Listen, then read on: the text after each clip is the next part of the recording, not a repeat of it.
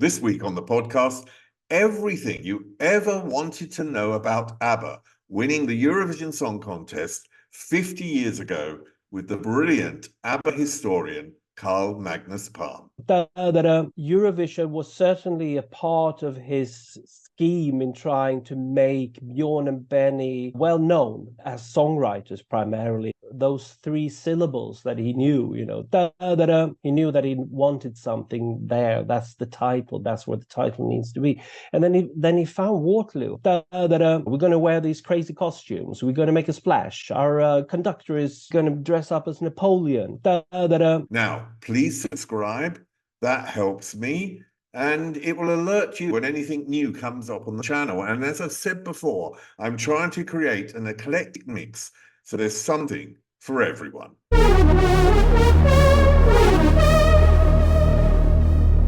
Carl Magnus Palm, welcome yet again.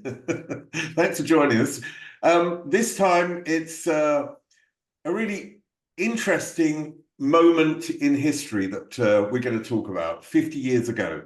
First of all, where were you on the 6th of April, 1974 in the evening? I was sat in front of my television together with my mother and my father and maybe one of my sisters. I don't recall exactly. Watching the Eurovision Song Contest, as we always did. Back then, it was a very exciting evening, and it was a very exciting evening for ABBA because they won. So we're going to talk about ABBA and Eurovision this time. This is exclusively what it's about, looking at before Eurovision and looking a little bit after it as well. Now, Benny and Bjorn's association with the Melodifestivalen, which was a sort of prequel, the first round in Sweden before you go to Eurovision, was actually back in 71. What happened that time? Well, in 1971, they had a songwriting partnership together with Stig Anderson, who was, ABBA's manager and was their sort of partner. And he wrote a lot of lyrics for particularly the Swedish songs at the time. And they submitted a couple of songs for the 1971 Melodifestivalen. One was Välkommen till världen, Welcome to the World. And the other one was Det kan ingen doktor hjälpa, which, loosely translated as There's no cure for that. And they were both rejected.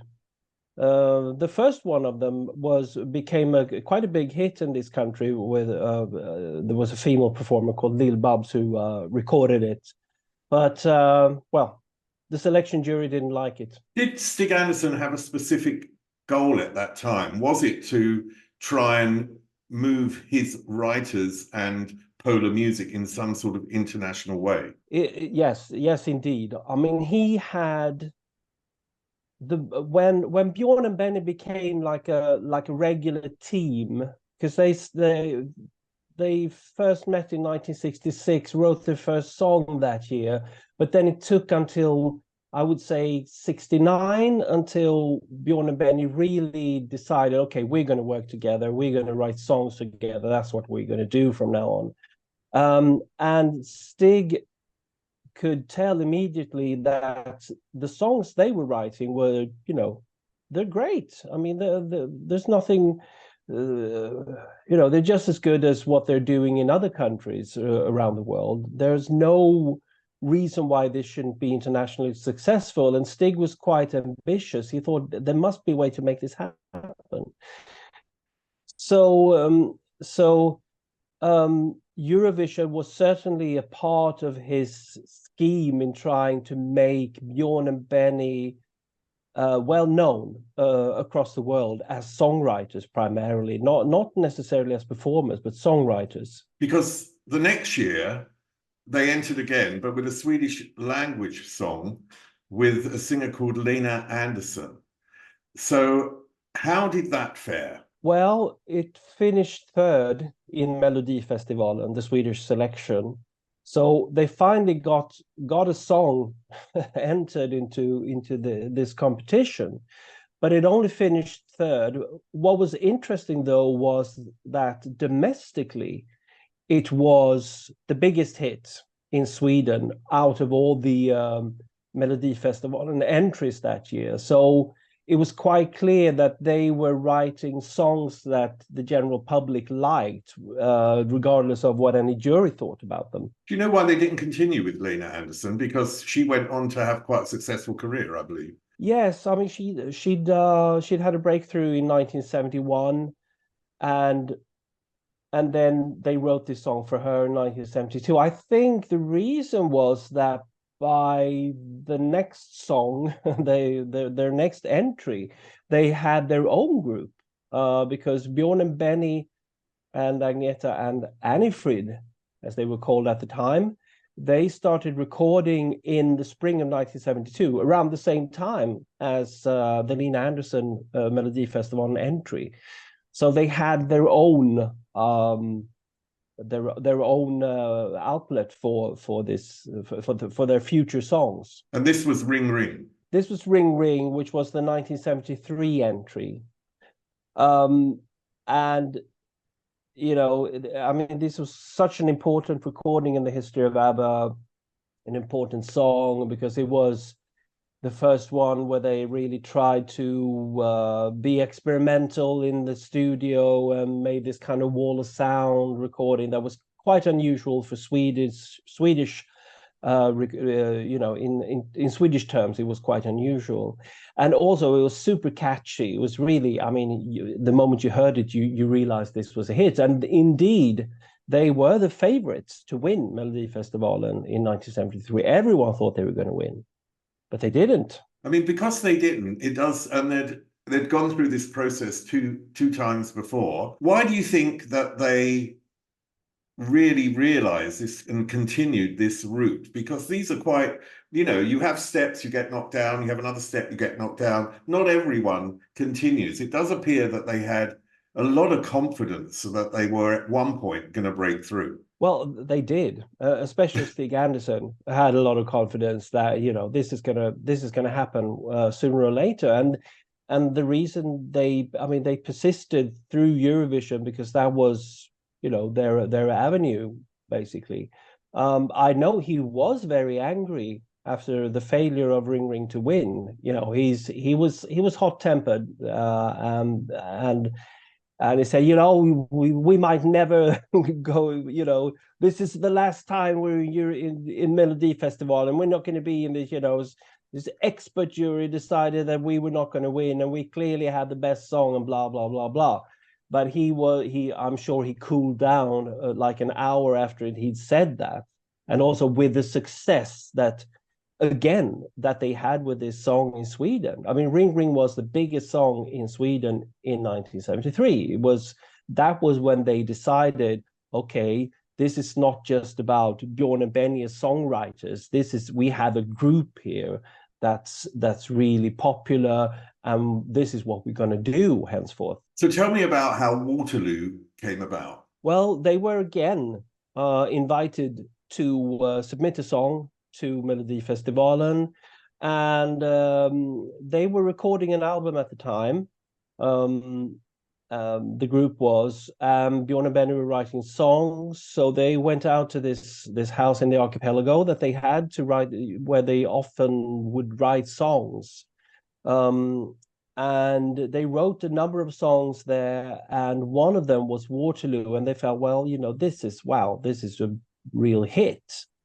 This is probably the one we should submit to Melodifestivalen, because this has potential beyond anything to do with Eurovision. I mean, they were really building their sound at that time. You know, you talked about Ring Ring and how that was the sort of wall of sound and the start of what we really know as the ABBA sound. What additional elements do you feel there were in Waterloo that were really developing into what would be the long-term ABBA sound? Yeah, I mean, it was maybe like a development of what they sort of discovered through doing Ring Ring. It was, in a sense, it was more of the same. these forceful, energetic female vocals, harmonies, stacks of harmonies, and of course Benis Rachmaninoff piano playing and things like that. You hear that in Dancing Queen, a variation of it. I mean, you could say that. So yeah, it was just refining the formula, if you will. Yeah. What about the image? Because one of the big things about the Eurovision performance for people watching that time was this was a group that looked different to all the other groups that were on Eurovision, yet it sort of lent itself to what was trendy at the time, glam rock. Absolutely. I mean, they looked outrageous. I mean, they still when you look at those pictures, you feel they look outrageous. But certainly in terms of Eurovision at the time, it was just tuxedos and evening dresses, or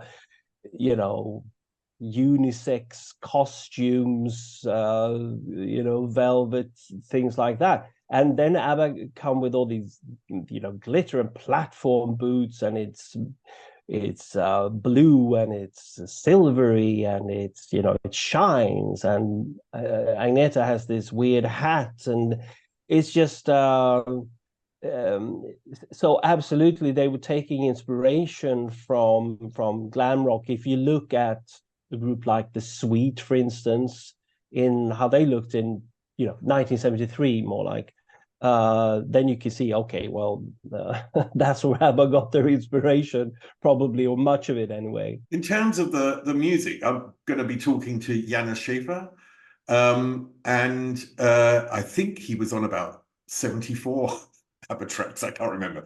He did write and tell me, and it was an enormous amount. And I just wondered how much contribution he and other musicians had in ABBA's music, particularly in those early days. Quite a lot, I think. Janne himself says that, because he was there from the start, he was there when they recorded People Need Love, the first ABBA song, and he was there on their last album as well, the final complete album ABBA made. So he could see the development from start to finish, and he says that in the early days it was much freer. The musicians could make a larger contribution and come with more ideas, and you can hear that on early ABBA albums. You had like jazz rock influences and stuff like that you never heard once they'd sort of settled on what they wanted ABBA to be. I think Janne was the one who wrote the bass and guitar riff that goes on throughout Waterloo.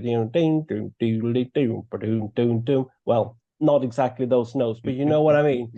And I think he also tuned down the guitar and the bass tuned down so they could reach a lower note and things like that. And I also, my understanding is that the guy who played the saxophone on this on Waterloo, which turned out to be his only ABBA session, he apparently he sort of wrote that saxophone arrangement. So that was his idea, his contribution. Waterloo, was it written originally in Swedish and then they made different language versions, or how, where did the lyrics come from? What languages was it written in? What the hell is it about? Yeah, I think it was originally, the lyrics were originally written in Swedish, but only because they needed Swedish lyrics to be in Melodifestivalen. And I don't think that was not the primary.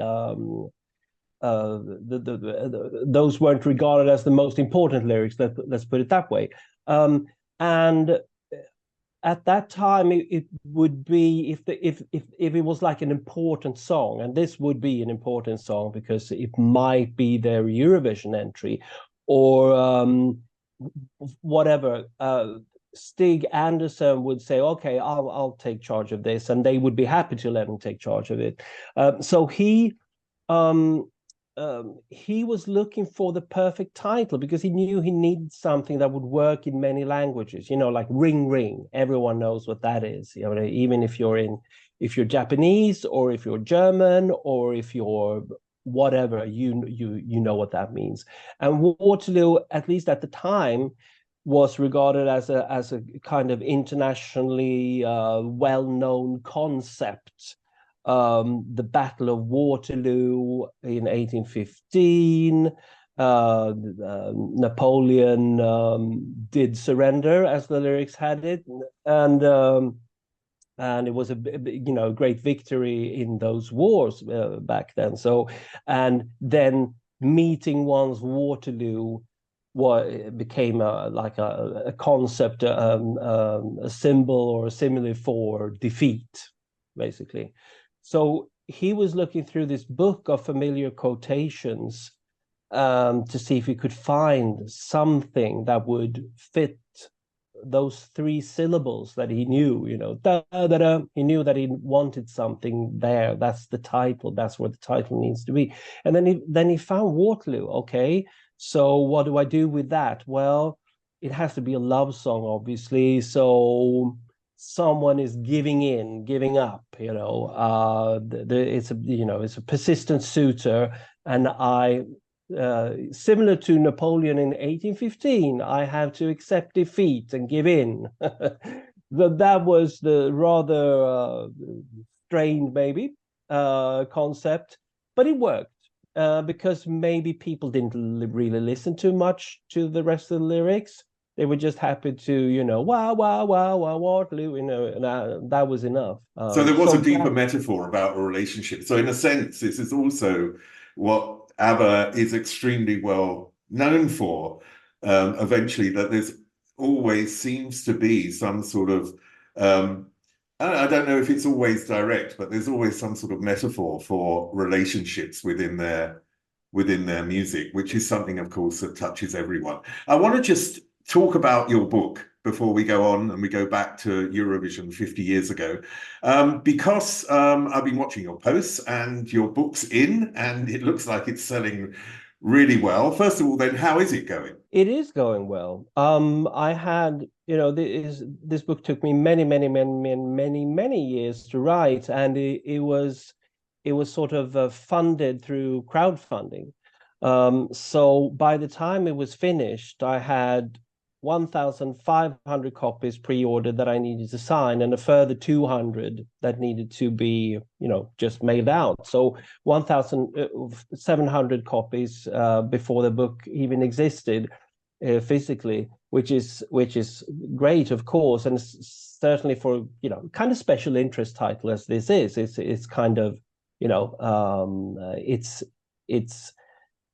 it's about specific aspects of the ABBA career, if you will. More with Carl Magnus Palm talking about ABBA winning that Eurovision Song Contest 50 years ago. But don't forget to subscribe. I'm building an eclectic mix of videos on this channel. So whatever you're into, you'll find something. And there are a couple of other Carl Magnus Palm interviews that you should check out. Okay, let's get back to ABBA and, of course, the great ABBA historian, Carl Magnus Palm.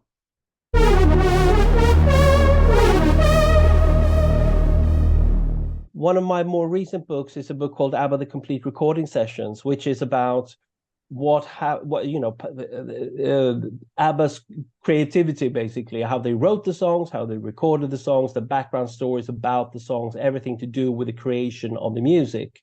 Okay, so now you have the music created, but it needs to be released. And that's basically what this new book, ABBA on Record, is about.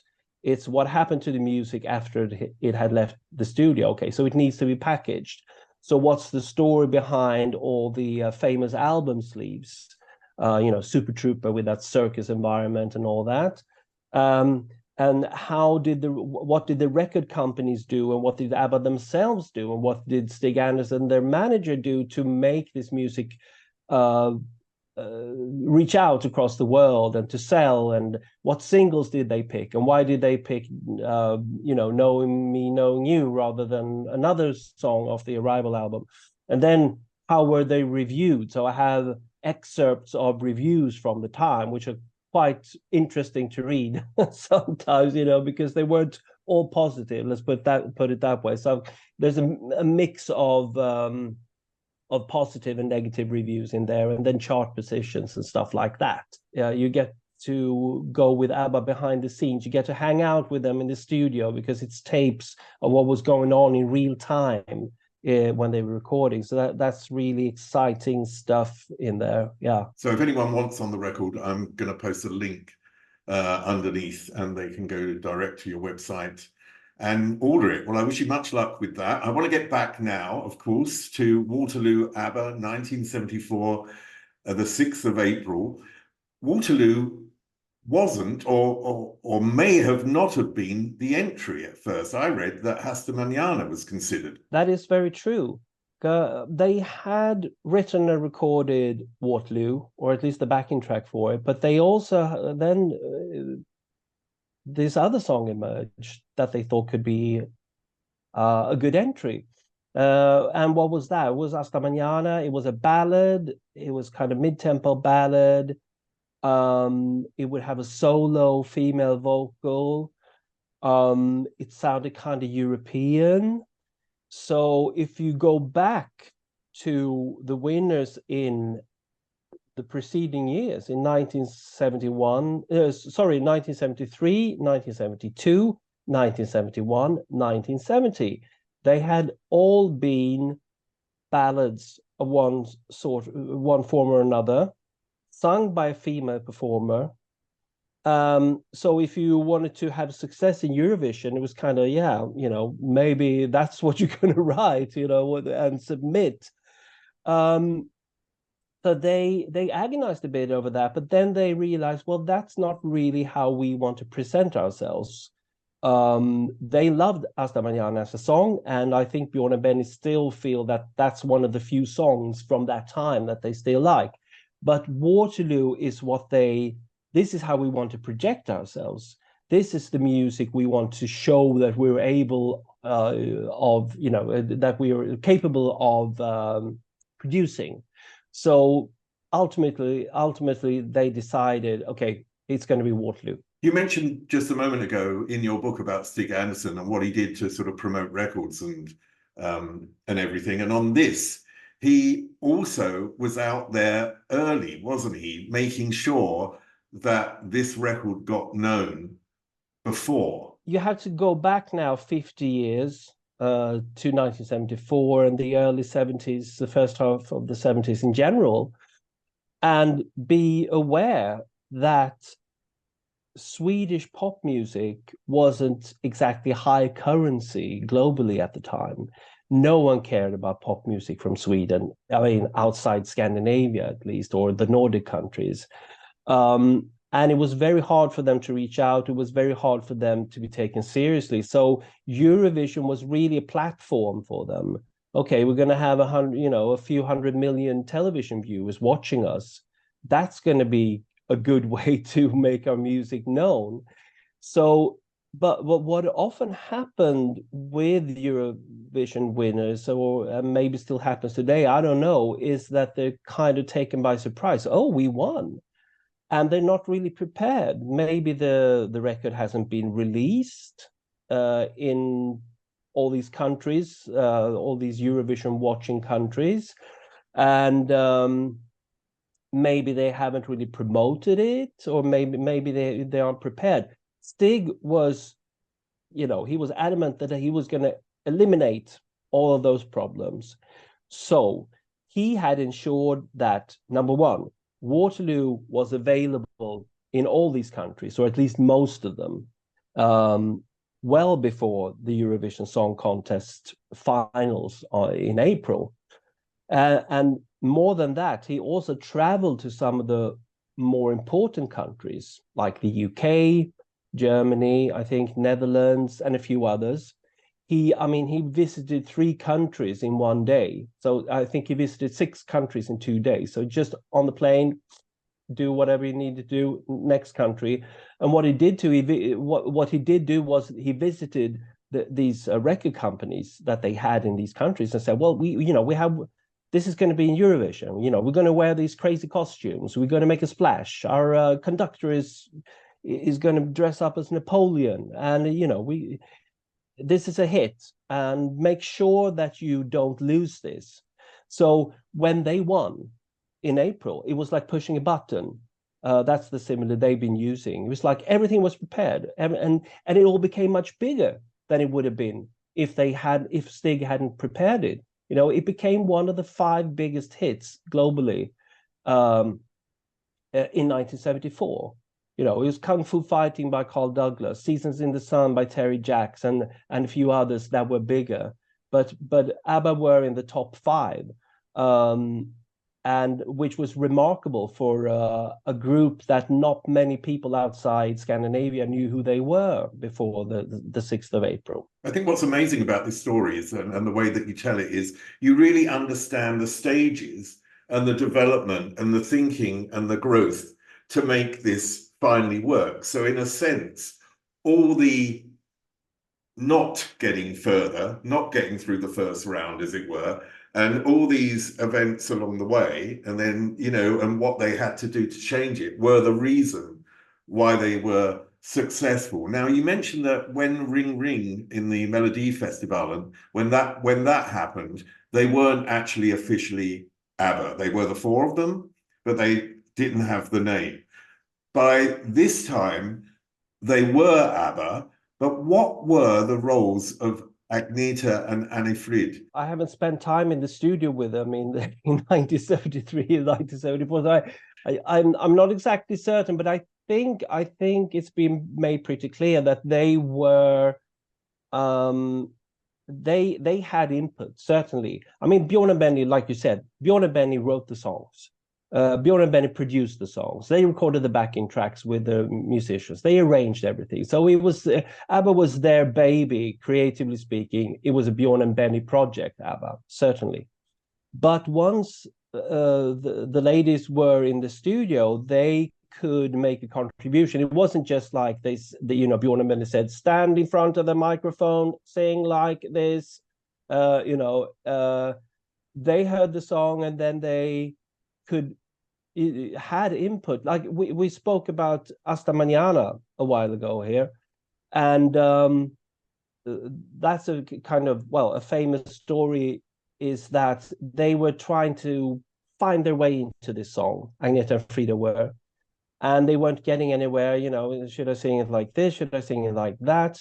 And then Agneta was the one who found the solution, because she was a big fan of Connie Francis, who was American singer, was big late 50s, early 60s. And Agneta was particularly fond of Connie Francis's kind of the sentimental ballads that she sang, like Where the Boys Are and stuff like that. So she thought, if I try to sing this like Connie Francis, would it work? Would that work? And it did work. And it, that was the key. That was the key they needed to sort of resolve the conundrum of how to perform Hasta Mañana. So certainly they seem to have had input from day one. So there you are. I think you said you were 9, sitting in front of the TV in 1974. ABBA came on. They weren't predicted to win, were they? They were not. No, I don't think they themselves even expected to win. You had Olivia Newton-John with Long Live Love, which everyone thought was, quite catchy. It was kind of what you expected from a British Eurovision entry at the time, if you go back to Boom Bang a Bang or Puppet on a String and things like that. And also you had Martha McNeil with I See a Star, which is, a fantastically catchy song, and others. So I'm not sure I was aware of that. I was just like, okay, it's it's Eurovision Song Contest. Let's see what happens. There was a sort of strange voting from the UK. Yeah, the UK, the thing was, it was kind of weird because they didn't have that many points to award. So they could only award points to 5 songs or whatever. And the UK jury gave ABBA no points at all. So, well, there you go. Any of the bands said they thought it was, planned a fix to try and get Olivia Newton-John to win, or have they said that tongue in cheek? Yeah, I don't know. Maybe I think it was suggested to Bjorn at one time, maybe it was a conspiracy. I mean, historically in Eurovision, there has been things like that. You could tell that the Scandinavian countries tended to vote for each other and things like that. Things like that have been going on, I think. And maybe, yeah, maybe there was some truth to that, but I don't know. But it's kind of funny now when you think about it, because obviously Great Britain is like ABBA's second home country. I think the Brits actually regard Great Britain as ABBA's first home country. In a sense, they sort of made it's ABBA is so much a part of British culture these days. I mean, you said the song was in the top 5 selling songs that year, but it wasn't. And you told me before, this song, this contest didn't actually make them international long-term stars overnight, did it? Waterloo certainly opened the door, and after that, I don't think they had many problems or setbacks in continental Europe. It's like they were pretty well established there. In the UK, the situation was quite different. Waterloo was a #1 hit. It was #1 for 2 weeks, I think, in the UK. But after that, everything they released was like a flop. Or not very successful, at least. And you could see media interest drop, and the record company was losing faith eventually. And they were regarded as Eurovision winners. And what do we expect from Eurovision winners? We expect one hit, and then thank you, go back to your home country. We're not interested anymore. It was fun to know you for 2 minutes and 46 seconds, but whatever you might come up with after that is of no interest to us.